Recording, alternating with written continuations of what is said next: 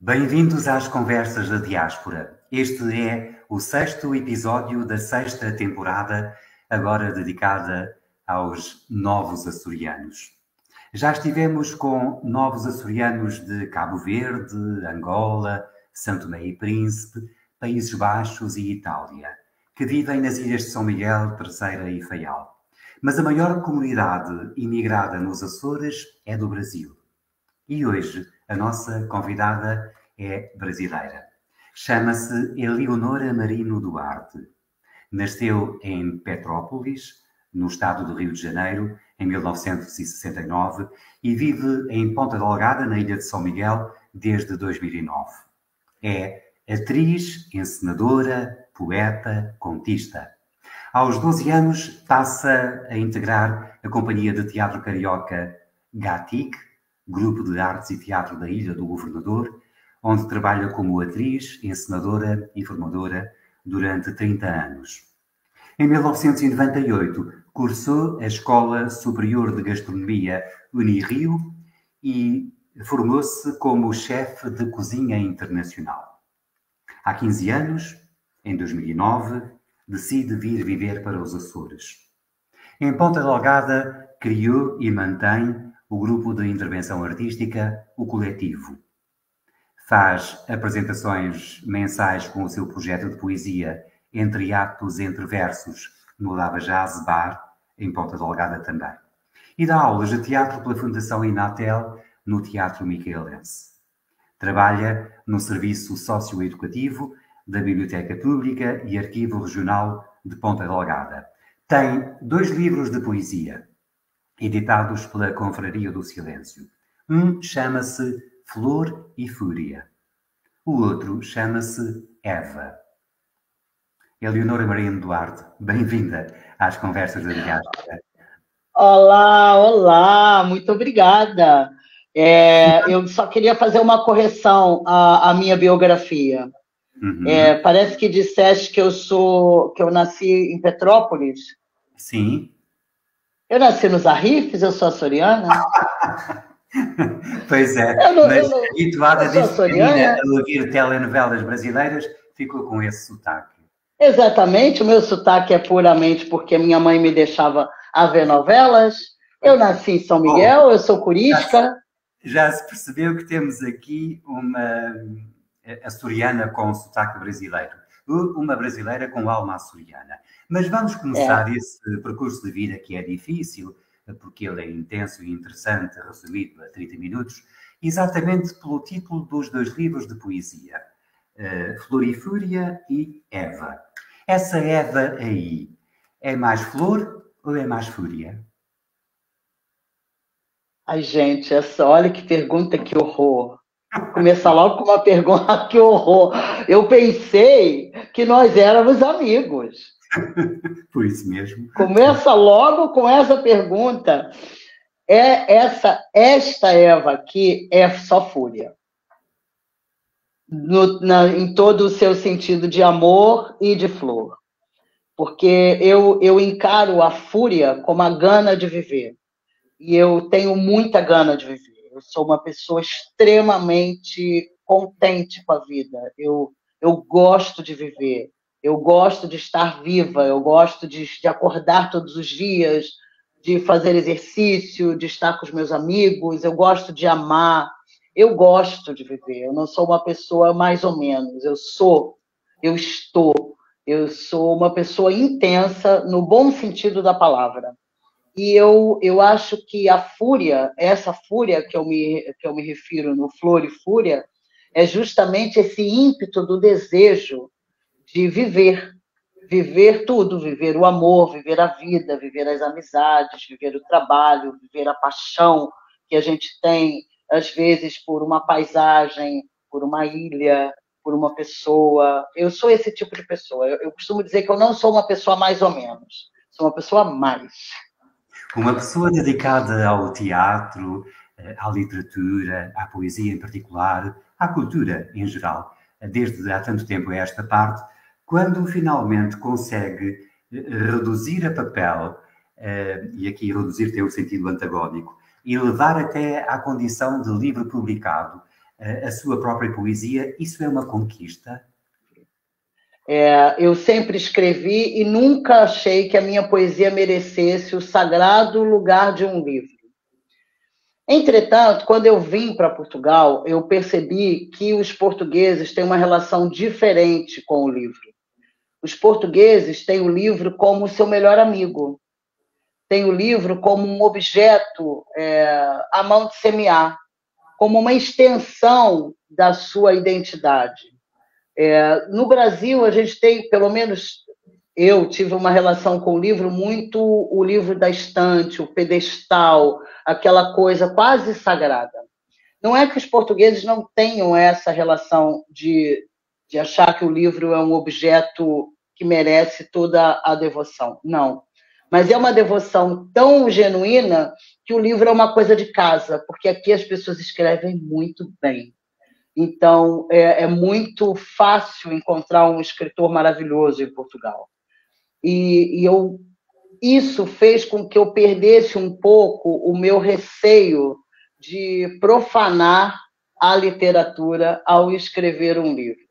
Então, aí também com vantagem, por causa dos Açores e com vantagem para os Açores, foram publicados finalmente os 2 primeiros livros de poesia, nos últimos 3, 4 anos, talvez. E os próximos, daqui para a frente? Olha, eu queria fazer uma ressalva que eu não posso ser leviana e deixar de mencionar que o primeiro livro de poesia, o Flor e Fúria, eu escrevi porque estava arrebatada de paixão. Então, eu tinha que escrever.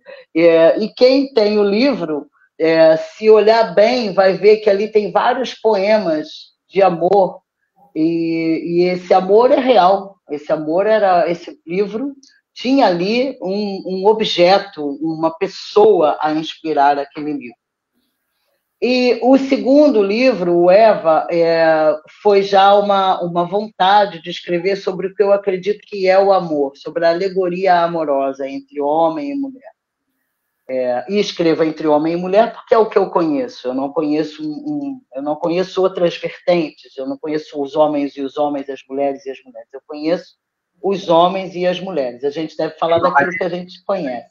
Terá que haver uma motivação especial para o próximo livro, para os próximos livros? O próximo livro já está escrito. Já está escrito. Porque eu também, por essa minha questão de ter um respeito pelo livro, eu acredito que um livro ele tem uma vida útil, que é o lançamento, né?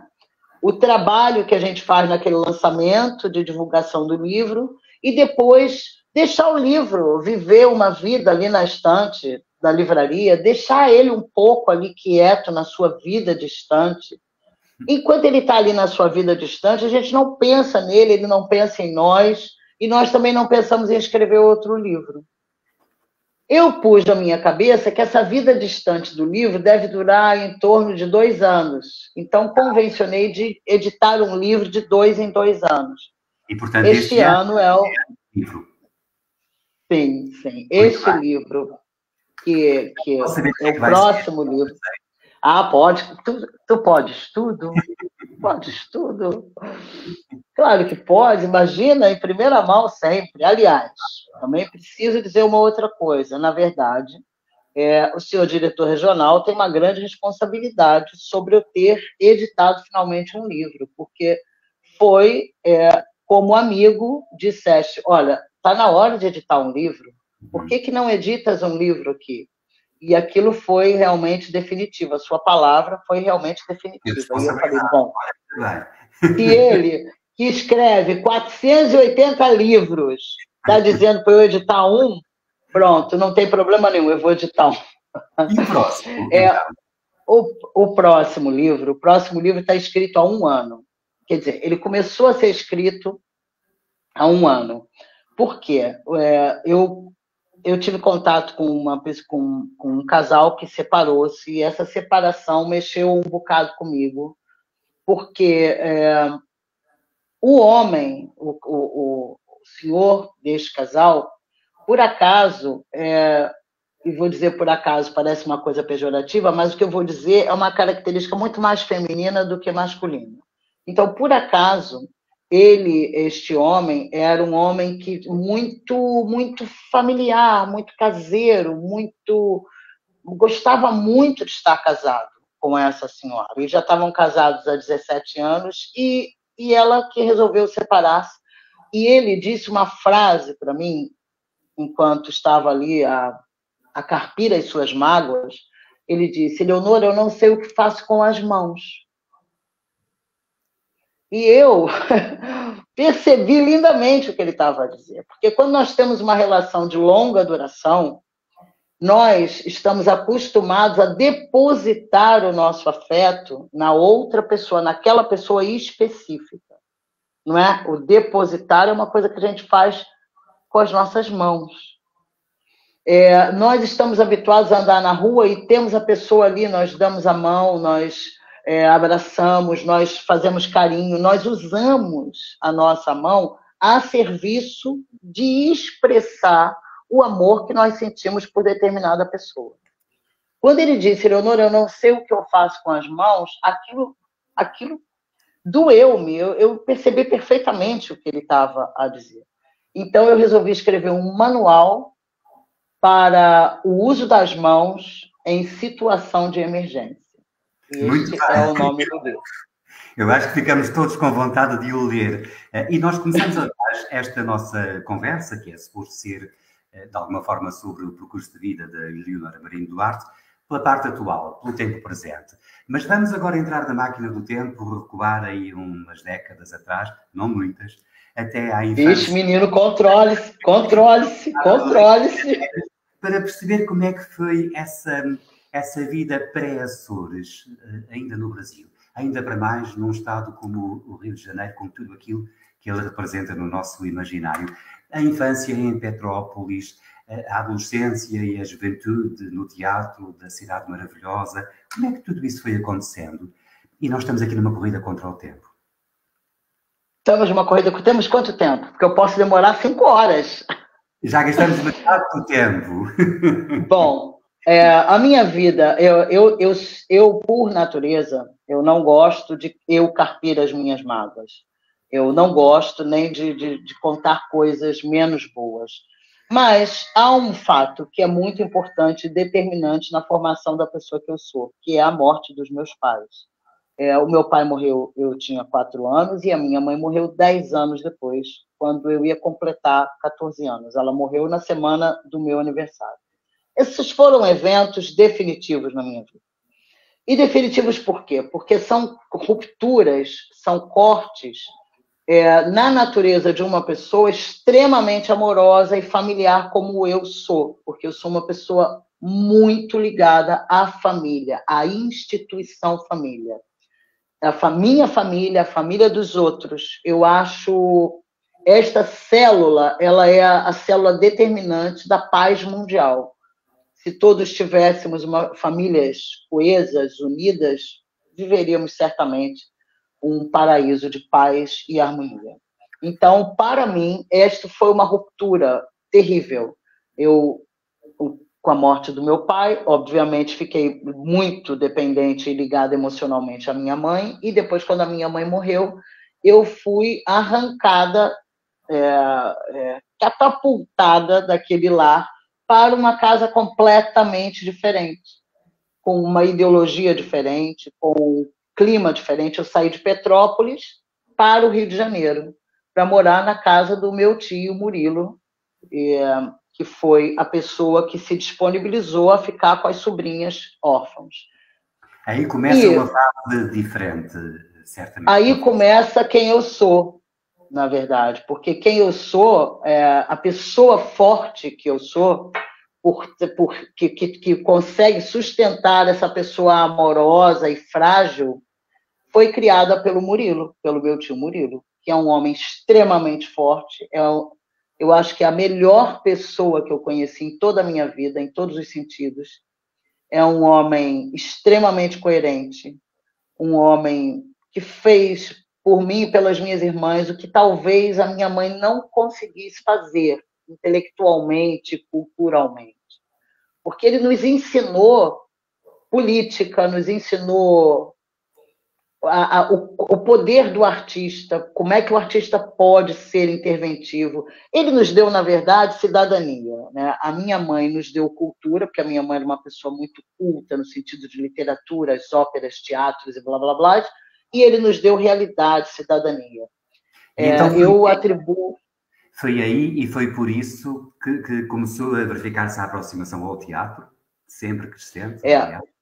O meu tio, como era um homem de associações de moradores, até hoje, graças a Deus está vivo, ele disse, pô, essas meninas precisam fazer alguma coisa, elas estão muito deprimidas, perderam a mãe, elas só querem ficar trancadas no quarto, elas não querem comer, a melhor coisa que eu tenho para dar a elas é colocar elas num grupo de teatro da comunidade, do bairro.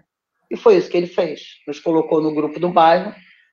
Coincidentemente, o grupo tinha 10 anos de existência, era um grupo formado por uma família, e já tinha crescido com os vizinhos e não sei o quê. Quando nós entramos exatamente na época em que o grupo começou a participar de festivais de teatro, começou a ganhar prêmios. Então, nós, de uma hora para outra, viramos um grupo muito famoso. E tivemos um teatro e pronto. E lá nessa companhia de teatro, que é o Grupo de Artes e Teatro dele do Governador, que é a companhia de teatro em exercício mais antiga do Rio de Janeiro, eu fiquei até o dia 6 de setembro de 2009, porque no dia 7 eu vim para cá. Portanto, como profissionalmente e inteiramente dedicada ao teatro durante... Tudo. Claro, eu preciso dizer, por favor, você que está me ouvindo, criança, que quer ser atriz, aprenda uma coisa comigo, não se vive de teatro. Nós trabalhamos e fazemos teatro. Nós temos uma profissão e fazemos teatro. Infelizmente, nos nossos sistemas financeiros e no mundo, isso não é aqui, é no mundo, o teatro não é uma profissão. Ele é uma profissão para o seu profissional, mas ele não é a garantia de sustento para ninguém.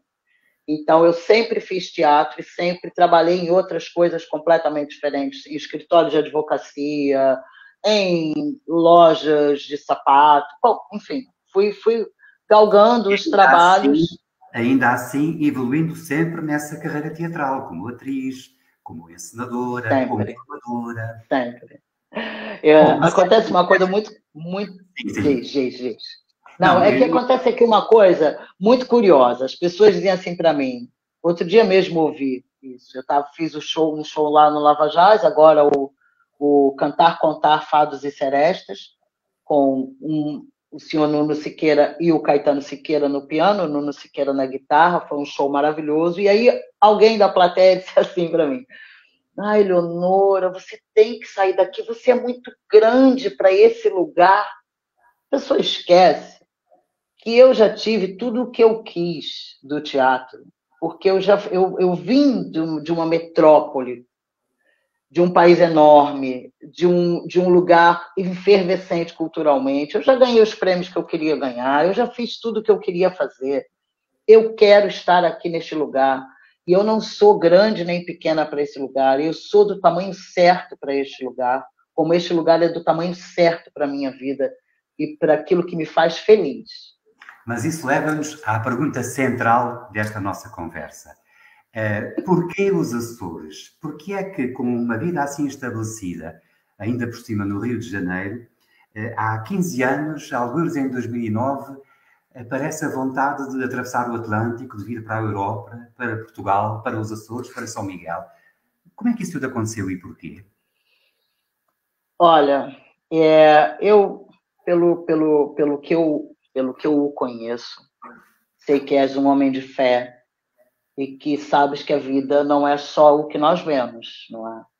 Existe uma força maior do que nós, que comanda tudo. Uns chamam essa força de Deus, outros chamam de Alá, outros chamam de consciência cósmica. Esta força que eu atribuo ao chamamento que eu senti quando eu vi pela primeira vez a foto da Lagoa do Fogo no Google, eu senti um chamamento, eu senti que eu devia vir, que eu tinha que vir. Eu sou aquele tipo de imigrante atípico, porque eu imigrei porque eu quis imigrar. Eu simplesmente olhei e disse, eu quero ir para aquele lugar. E isso se deu... Tinhas vontade de sair do Brasil e era preciso escolher um destino Não. Os Açores não tinha vontade. Não. Eu vivi com o meu ex-companheiro, Marcelo, quem gosto muito até hoje. Nós fomos companheiros e amigos e fomos namorados de infância. Então, depois nos juntamos, moramos juntos, constituímos lá os nossos laços. Ele tinha filhos quando nós nos reencontramos, então criei os filhos dele. Tudo maravilhoso, maravilhoso. Um belo dia a gente se separou. E quando a gente se separou, foi muito difícil para mim a separação dos filhos dele, porque os adultos, se bem que eles já eram crescidinhos, mas aquele núcleo familiar, sabe que o órfão, né? O órfão não pode ver uma família que está ali, né? Porque tudo que o órfão adora é aquele jantar, aqueles almoços, aquela lavando louça, fofoca na cozinha. Quando a gente se separou, eu perdi isso. E aí eu fiquei, eu senti um vazio. Então, eu fiquei, ao mesmo tempo, livre também. Livre do quê? Né? Os meus pais são mortos. Eu tinha me separado daquele núcleo familiar. E depois pensei, eu sou livre, eu não tenho laços aqui. Eu tenho os laços afetivos, mas eu não tenho obrigações. Se eu tivesse, se meus pais fossem vivos, eu estava lá cuidando dos meus pais. E o que é que tu esperavas encontrar numa coisa chamada Açores, alguns no meio do Atlântico, para além da Lagoa das Sete Cidades que apareceu no Google? Eu esperava encontrar a razão pela qual eu senti aquele ímpeto. Eu esperava encontrar a razão pela qual aquela foto, aquela natureza, aquela senhora que entrou na loja onde eu trabalhava e disse, sou dos Açores, e eu nunca tinha ouvido falar nos Açores na minha vida. Para mim e para outros brasileiros, em 2009, nós sabíamos que existia a Madeira, Portugal continental e a Madeira, Açores. Então, ela mostrou-me a senhora Nélia, se estiver me escutando, senhora Nélia. Eu vou até mandar uma mensagem para ela, para dizer, senhora Nélia, mas pela 40ª vez estou citando seu nome. Então, eu senti E aí eu cheguei nesse dia, eu cheguei em casa e disse, eu estava a morar com a minha irmã, por causa da separação, e porque tinha perdido um emprego na multinacional, que foi o último lugar onde eu trabalhei dignamente, que era a Accenture do Brasil, uma empresa de tecnologia americana que tem uma célula no Brasil, tem células em todos os lugares, até em Lisboa. Então, um português comprou a célula carioca e despediu 80 funcionários, demitiu 80 funcionários. E eu fui nesse bolo. Ele demitiu todo mundo que ainda não tinha. Para Portugal, ironicamente. E o que é que tu encontraste? Vingança! O que tu encontraste aqui correspondeu às expectativas que tinhas? Aquela fase inicial difícil, aventura? O que eu encontrei aqui superou as minhas expectativas. Eu não esperava conseguir ser e sentir tanto este lugar como eu sou e sinto este lugar. Eu tenho este lugar como o meu. Eu defendo este lugar como se aqui tivesse nascido. Mas quando eu cheguei, claro, foi difícil. Eu sou brasileira, né? Eu sofro um estigma. Hoje em dia não, porque hoje em dia, graças aos youtubers, as pessoas olham, as crianças e os jovens olham os brasileiros de outra maneira. Mas quando eu aqui cheguei, as brasileiras eram mulheres menos sérias enfim. Aliás, eu tive até a oportunidade de contar para as pessoas como é que esse preconceito surgiu. Isso também surgiu lá no governo militar, lá no Brasil. O Brasil é que vendeu o seu turismo como um turismo de mulheres seminuas. Então, é claro que o mundo comprou que as brasileiras são mulheres fáceis, e etc, etc. Eu enfrentei estes, mas eu sou um osso duro de roer mesmo. Quando eu quero, eu quero. Então, E assim, aí a eu verdade disse, é que vieste por aí afora sem nada previsto e combinado e contratado para viver, para trabalhar. não, Tudo em não. aberto. Eu sou neta de um homem chamado José Feliz, que nasceu na Serra da Estrela, em Lapa de Torais. Uhum. Filho único da dona Maria do Rosário e do senhor Joaquim. Então, este homem imigrou para o Brasil, este meu avô, e por causa disso, eu podia pleitear a nacionalidade portuguesa. Uhum. Então, eu já sabia que eu não vinha para cá para ser uma imigrante escondida num beco. Eu sabia que eu podia ser cidadã portuguesa. Mas eu não vim assim também, né? Por aí afora, porque eu sou uma pessoa um bocado. Eu sou aventureira QB. Eu preciso ter um certo controle sobre as coisas. Eu não sou despassarada. Eu preciso ter o um mínimo de organização. Então, eu aluguei um quarto na Rua do Passal, número 113, em Ponta Delgada, pela internet. Paguei um ano de quarto, sem nunca ter visto a senhora, sem a senhora nunca ter me visto. E com este endereço e 32 quilos de vida, eu vim para os Açores. E o que é que fizeste naqueles primeiros anos? E já passaram 15, até finalmente fazeres parte integrante do quadro de pessoal da Biblioteca Pública e Arquivo Regional de Ponta Delgada. Nos primeiros meses eu chorei, né? Chorei muito, chorei na cama que é lugar quente, como dizia minha mãe, vai chorar para a cama que é lugar quente. Chorar não é público, é privado. Chorei porque eu sou uma pessoa muito afetiva, então eu queria que as pessoas me recebessem como eu sou, né? Abraços e coisas, seja bem-vinda, olha que legal ter escolhido esse lugar para viver. Não foi assim, mas eu dei a volta a isso, fazendo o trabalho de casa, percebendo o que são os Açores, quem são os açorianos, qual é a história deste povo. E passei a perceber que os açorianos têm muitos motivos para olhar com olhos tortos quem vem de fora, porque isso é histórico, né? Os Açores sofreu muito preconceito, os Açores o povo açoriano sofreu uma segregação. Então, eu consegui compreender o medo que o açoriano tem do que vem de fora. Isso é histórico, isso não é culpa do açoriano, isso está no seu ADN. E isso Então, facilita certamente esse processo progressivo de integração plena.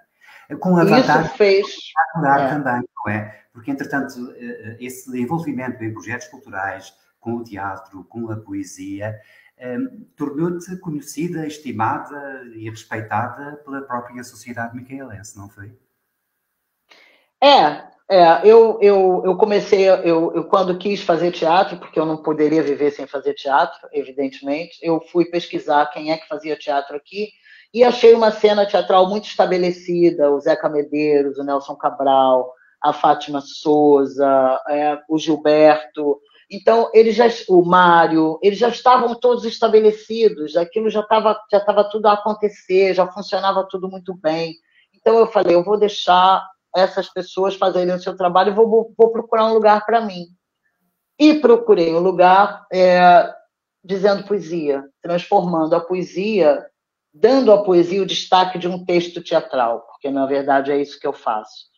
E criei um grupo com outros poetas que fui conhecendo, o coletivo, que é um grupo de intervenção artística, e com o coletivo, de pouquinho em pouquinho, uma hora a Câmara Municipal chama para fazer isso, outra hora a Junta de Freguesia, e nessa, como sempre agimos bem, e como sempre fizemos bem, e como sempre fomos honestos, isso acabou transformando o meu trabalho e o trabalho das pessoas que se dispuseram a trabalhar comigo num trabalho de confiança e qualidade. Então, eu acho que eu atingi tudo que eu queria atingir. Mas há aqui um aspecto curioso. Toda a gente conhece a Eleonora Marinho Duarte enquanto poeta, enquanto atriz, enquanto agente de cultura. Poucas pessoas saberão que é formada como chefe de cozinha. E daí, essa parte não vingou na vida prática.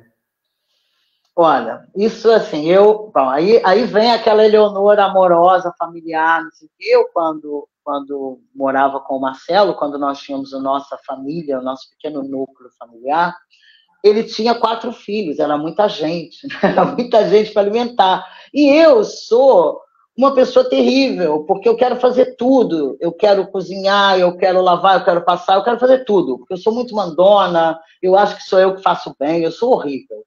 Então, eu tive que arrumar uma dinâmica para alimentar aquela gente toda, né?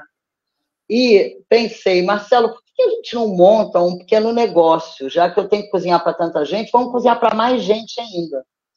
E aí aí eu falei, olha, eu vou fazer escola de cozinha. Vou fazer. E como eu sou vegetariana, eu queria fazer uma escola que me desse possibilidade de cozinhar maravilhosamente bem, de uma forma saudável, é, e com coerência. Então, fui fazer a Unirio, a alta gastronomia internacional, cursei lá os 4 anos. A relação acabou, mas a cozinha ficou. E eu cozinho, gosto muito de cozinhar para os meus amigos, adoro cozinhar.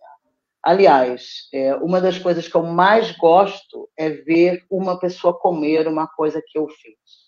Eu não tenho prazer nenhum em comer. Eu sou uma pessoa que não tem relação com a comida no sentido de ser gulosa, de, ai, que estou desconsolada para comer não sei o quê. Não. Mas, se eu faço um prato e tenho ali na minha frente as pessoas a comerem aquilo que eu fiz, aquilo para mim é um momento de carinho tão grande. E se as pessoas Como a atriz gostam. se apresenta no palco e que recebe o aplauso do público. Nós pode parecer que não, mas já ultrapassamos o nosso tempo limite. Que horror! E acabamos 2 falando, fofoqueiros. acabamos falando de gastronomia e, portanto, de ingredientes. Para terminarmos como começamos, com a poesia é o melhor ingrediente da vida, da literatura, da cultura. A poesia é o texto perfeito. A poesia é quando toda a razão abandona e fica só a emoção. Então, eu acredito nisso. Eu acredito muito mais na emoção do que na razão. Precisamos ter razão, sim, mas devemos considerar a emoção no mesmo peso que a razão, nunca menos. Então, eu acho que a poesia é o lugar da emoção. E Por se tivesse isso, que eu juntar a poesia com a gastronomia, fazer um poema é mais doce ou é mais salgado? fazer um poema tem o gosto da água do mar depois que um rio qualquer se encontrou com ela. Bom, então é salgado mesmo. E para terminarmos, já que começamos a falar de poesia e podemos terminar com ela também, eu posso fazer um desafio para acabarmos em grande com um Ai, poema. Jesus amado! Meu Deus do céu, que homem exigente! Um poema, sei lá, à escolha, de preferência próprio, original, se não de um autor preferido. O que é que ficava bem aqui para fecharmos com chave de ouro esta nossa interessante conversa? Olha, ficava bem o seguinte: não vou dizer o poema todo, vou dizer apenas um trecho, mas que é de um compositor, um poeta brasileiro que eu gosto muito e que, por acaso, estudou com esse meu tio Murilo e sofria bullying na escola, e era o meu tio Murilo que o salvava do bullying, chamado Percebemos Gonzaguinha. que está muito ligado, afinal, não é? O Gonzaguinha foi um homem muito interessante e ele escreveu muitas coisas bonitas e a Maria Bethânia gravou a todas elas. Mas ele tem uma coisa chamada vida, e ele pergunta: e a vida? E a vida o que é? Diga lá, meu irmão. Ela é a batida de um coração? Ela é uma doce ilusão? Não, mas e a vida? Ela é maravilha ou é sofrimento? Ela é alegria ou lamento? O que é, meu irmão? Há quem fale que a vida da gente é um nada no mundo, é um sopro, é uma conta que não dá um segundo. Há quem diga que é o divino mistério profundo, o sopro do Criador numa atitude repleta de amor. Você diz que a vida é viver. Ela diz que o melhor é morrer, pois amada não é, e o verbo é sofrer. Eu só sei que eu confio na juventude eu ponho a força da fé. Somos nós que fazemos a vida, como der ou puder ou vier, mas sempre desejada. Por mais que esteja errada, ninguém quer a morte, só saúde e sorte. Mas a pergunta volta e a pergunta agita, e eu fico com a pureza da resposta das crianças. A vida é bonita. Bom, depois disso, eu não tenho nada mais a acrescentar. Eleonora, muito obrigado. Obrigada, meu querido. Muito obrigada. Muito obrigada. E voltaremos na próxima semana com outra história de vida de tantos novos açorianos que, felizmente, como se vê, enriquecem sobremaneira a sociedade açoriana. Contamos sempre convosco. Até lá, então.